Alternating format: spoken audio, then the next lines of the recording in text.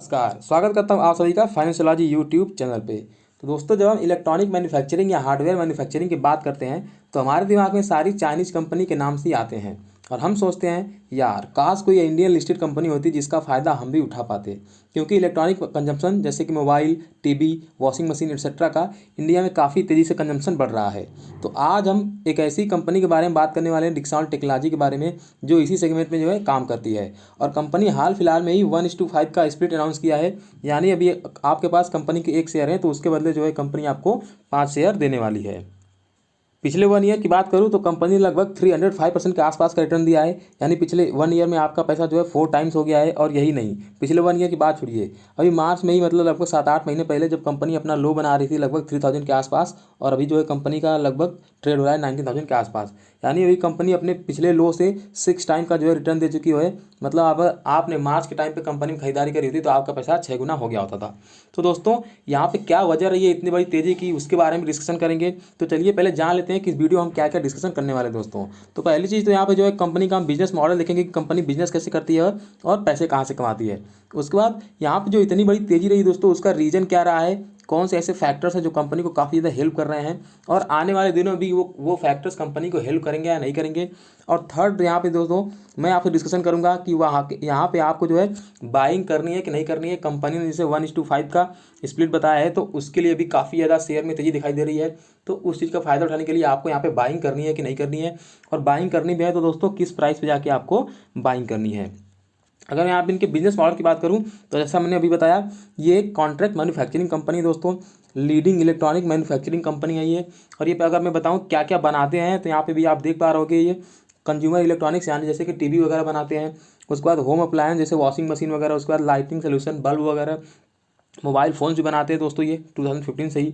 उसके अलावा अगर यहाँ पर बात की जाए तो सिक्योरिटी के लिए जो कैमरे लगे होते हैं, कैमरे वगैरह बनाते हैं। उसके बाद ये रिपेयर वगैरह का काम करते हैं, इनके डिफरेंट डिफरेंट क्लाइंट्स होते हैं, ये अपना वैन लेकर वहाँ पे जाते हैं, मतलब डोर टू डोर सर्विस भी देते हैं। उसके अलावा मेडिकल इलेक्ट्रॉनिक्स जैसे कि टेम्परेचर वगैरह चेक करने के लिए जो भी डिवाइसेज होते हैं वो भी बनाते हैं ये। इसके अलावा सेट टॉप बॉक्स। तो यहाँ पे देख पा रहे होंगे आप, डिफरेंट डिफरेंट वैरायटी के जो है प्रोडक्ट्स बनाते हैं जिनका कंजम्पशन काफ़ी ज़्यादा इंडिया में बढ़ रहा है दोस्तों। उसके बाद थोड़ा सा इसके शेयर के बारे में बेसिक डिटेल्स देख लेते हैं, फिर हम जानने की कोशिश करेंगे कि इतनी बड़ी तेज़ी की वजह क्या थी। यहाँ पे अगर इसका मार्केट कैप देखिए तो लगभग 21,931 crore, current price 18,728 rupees, stock का पी 153 है, यानी स्टॉक काफ़ी ज़्यादा महंगा है। आर ओ सी काफ़ी अच्छा नंबर 34% के आसपास, आर ओ ई भी जो है काफ़ी अच्छा नंबर दिखाई दे रहा है 26% के आसपास। अभी देखिए दोस्तों, यहाँ पे दिखाता हूँ मैं इतनी बड़ी तेज़ी की वजह क्या थी। उसके लिए आपको इसके जो है कंपनी की ग्रोथ कैसे हुई है पिछले कुछ टाइम में वो देखना पड़ेगा। अगर मैं सेल्स ग्रोथ की बात करूँ तो पिछले 5 ईयर का CAGR देखिए 30%, कितना बेहतरीन नंबर है। पिछले 3 ईयर का CAGR 21%। उसके बाद लास्ट 12 मंथ का ये देखिए 18%। तो सेल्स ग्रोथ कितना ज़्यादा बढ़िया रहा है। उसके बाद अगर मैं प्रॉफिट ग्रोथ की बात करूँ तो पिछले 5 ईयर का 57%, कमेंडेबल, 3 ईयर्स का 36% एंड लास्ट 12 मंथ का 31%। तो प्रॉफिट ग्रोथ भी जो है काफ़ी ज़्यादा शानदार रहा है। उसके अलावा अगर स्टॉक प्राइस का CAGR देखिए तो पिछले 3 साल पहले जो कंपनी की लिस्टिंग हुई थी 2017 में, तो यहाँ से इसी वजह से केवल 3 ईयर का यहाँ रिटर्न दिया हुआ है। तो पिछले 3 ईयर में 76% का CAGR दिया है कंपनी ने, और पिछले 1 ईयर में ऑलरेडी मैंने दिखाया आपको 305%, यानी पैसा आपका 4 गुना हो चुका है। रिटर्न ऑन इक्विटी की बात की जाए तो 5 ईयर में 25%, 3 ईयर्स में 23% और लास्ट ईयर में 26%। तो यहाँ पे ग्रोथ वाइज देख रहे हैं दोस्तों, कंपनी ने बिल्कुल फिनोमिनल ग्रोथ दिखाया है पिछले 5 ईयर और 3 ईयर के टाइम फ्रेम पे, और शायद इसकी वजह से जो है यहाँ पे स्टॉक प्राइस में इतनी ज़्यादा तेजी दिखाई दे रही है। और यही नहीं, यहाँ पे कुछ और भी रीजन है, अगर वो मैं डिस्कशन करने की कोशिश करूँ तो यहाँ पे मैं आपको दिखाना चाहूँगा आर ओ सी देखिए दोस्तों कितना कंसिस्टेंट रेट से बढ़ा हुआ है। और यहाँ पे मैं अगर आपको 1 ईयर दिखाऊँ, एक मार्च 2015 देखिए ये 16% था, उसके बाद मार्च 2020 में देखिए ये 34% हो गया, यानी पिछले 5 साल में इनका आर ओ सी सीधे डबल हो गया है दोस्तों। यहाँ पे भी आप देख पा रहे होंगे 15 में था 16% और 20 में आके हो गया ये 34%, यानी 2 टाइम्स हो गया। तो आर ओ सी कितने बेहतरीन तरीके से इन्होंने ग्रो किया है, और शायद उसी का रिवार्ड जो है इनके शेयर प्राइस में मिला है। और वहीं अगर शेयर होल्डिंग पैटर्न की बात करूँ तो यहाँ पे मैं आपको एक चीज़ दिखाऊंगा, यहाँ पे आप FIIs का देखिए, फॉरेन इंस्टीट्यूशनल इन्वेस्टर्स का होल्डिंग दिसंबर 2019 में, यानी पिछले साल के दिसंबर में ये था लगभग 10% के आसपास, और अभी दिसंबर 2020 में ये हो गया 20%, यानी FIIs की होल्डिंग लगभग डबल हो गई है। तो फॉरेन इंस्टीट्यूशनल का काफ़ी दबा के पैसा यहाँ पे इस कंपनी में आ रहा है, और शायद इसकी वजह से भी जो है कंपनी में इतनी ज़्यादा तेजी दिखाई दे रही है।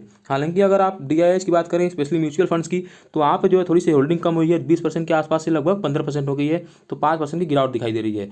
और इसका रीजन कुछ नहीं दोस्तों, म्यूचुअल फंड्स में अभी आपको पता होगा हाल फिलहाल में इंडिया के मार्केट में काफ़ी ज़्यादा रिडेम्पशंस हुए हैं, बहुत से रिटेल इन्वेस्टर्स ने जो है अपना पैसा म्यूचुअल फंड से बाहर निकाला है, चाहे वो पैसे की उनका यूज हो या हो सकता है वो पैसे निकाल के डायरेक्ट जो स्टॉक मार्केट में लगा रहे हैं और उसकी वजह से यहाँ पे म्यूचुअल फंड्स को यहाँ पे सेलिंग करनी पड़ी है। तो यहाँ पे कुछ ऐसा नहीं हुआ है, कंपनी के साथ निगेटिव हुआ है, इस वजह से यहाँ पे जो म्यूचुअल फंड्स ने बेचा है, कंपनी काफ़ी ज़्यादा महंगी हुई थी, शेयर प्राइस काफ़ी ज़्यादा बढ़ गया था और यहाँ पे इतने ज़्यादा रिडम्पशन हुए थे, उसकी वजह से यहाँ पे म्यूचुअल फंड्स ने जो है इतनी ज़्यादा यहाँ पे बिकवाली करी है। तो अब यहाँ पे दोस्तों आप देखने की कोशिश करेंगे थोड़ा चार्ट पे चल के कुछ सपोर्ट प्राइस। अगर मैं सपोर्ट प्राइस की बात करूँ तो हाल फिलहाल में देखिए शेयर लगभग एक ही डायरेक्शन में चला रहा है और यही नहीं, अगर पिछले कुछ टाइम से देखिएगा शेयर का डायरेक्शन देखिए सीधे एकदम एक ही डायरेक्शन जा रहा है, ऊपर ही ऊपर दोस्तों। तो यहाँ पे सपोर्ट बहुत ही नीचे जाने पर मिलेगा आपको। अगर मैं पहली सपोर्ट की बात करूँ तो यहाँ पे मेरे को एक लाइन दिख रही है और अगर एग्जैक्ट में लिख के बताऊँ दोस्तों तो वो है 16,790 के आसपास। इसके ऊपर तो दोस्तों मेरे को भी कोई भी सपोर्ट प्राइस नहीं दिख रहा है। हाल फिलहाल अगर मैं देखिए इसकी क्लोजिंग हुई है 19,407, यानी उसके लगभग 2-2,500 रुपये नीचे यहाँ पे जो है मेरे को सपोर्ट दिखाई दे रहा है दोस्तों। तो उसके पहले तो सपोर्ट वाइज कुछ भी नहीं है, मैं यहाँ पे बाइंग नहीं करूँगा अगर मैं सपोर्ट प्राइस की बात करूँ स्पेशली। लेकिन अभी जो है हाल फिलहाल में 1:5 का जो स्प्लिट आया दोस्तों, यानी अभी आपके पास 10 शेयर हैं तो आपको जो है 5 शेयर और मिलेंगे और आपके पास टोटल हो जाएंगे 50 शेयर, राइट। तो उसकी वजह से कुछ यूफोरिया है जो शेयर और जो है मार्केट में और तेज़ी दिखाई दे सकती है स्पेशली शेयर प्राइस में। तो अगर मैंने जिस लेवल की बात करी 16,790, अगर आप इस लेवल को वेट करोगे दोस्तों तो मेरे हिसाब से ये लेवल कभी नहीं आने वाला और आप इस लेवल पे कभी भी स्टॉक प्राइस को बाई नहीं कर पाओगे। और अगर अभी आपको लगता है कि स्प्लिट के बाद, जैसे अभी बताया स्प्लिट के बाद नंबर्स ऑफ शेयर्स बढ़ जाते हैं, लिक्विडिटी बढ़ती है, तो वहाँ से जरूर जो है शेयर प्राइस में और जो है तेज़ी दिखाई देने को मिलती है।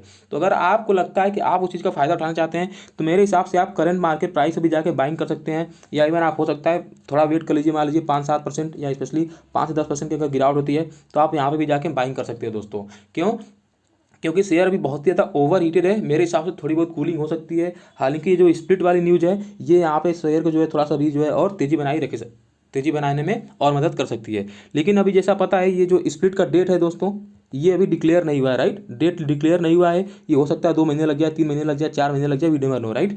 तो इसकी वजह से अभी देखिए हो सकता है स्टॉक प्राइस में तेजी भी रहे अब, लेकिन जब चूंकि अब डेट फिक्स नहीं है तो मेरे हिसाब से कभी भी करेक्शन भी हो सकता है अगर मान लीजिए मार्केट करेक्ट होता है तो। और मेरे हिसाब से आपको उस करेक्शन का जो है फायदा उठाना है और जाके यहाँ पे बाइंग जरूर करनी है, क्योंकि मेरे हिसाब से अच्छी अपॉर्चुनिटी है दोस्तों।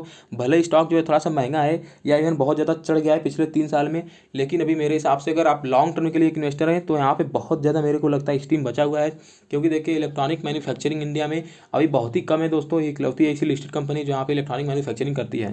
और मैं यहाँ पे 2-3 जो है पॉजिटिव न्यूज़ बताऊँ। अभी गवर्नमेंट का एक PLI स्कीम आया है जिसकी वजह से जो है इन्हें काफ़ी ज़्यादा फायदा होने वाला है। उसके बाद गवर्नमेंट का मेक इन इंडिया जो इनिशिएटिव्स है उसकी वजह से भी जो है इस कंपनी को काफ़ी ज़्यादा फायदा होने वाला है, क्योंकि कंपनी इनको जो है गवर्नमेंट काफ़ी ज़्यादा इनको फ़ायदा पहुँचाने वाली है। अभी आपको पता होगा तो डंपिंग लगाया गया उनके ऊपर, जो बाहर की कंपनी होती है उन पे एंटी डंपिंग चार्ज लगाए गए हैं, मतलब उनके ऊपर कुछ और टैक्सेज लगाए जाएंगे।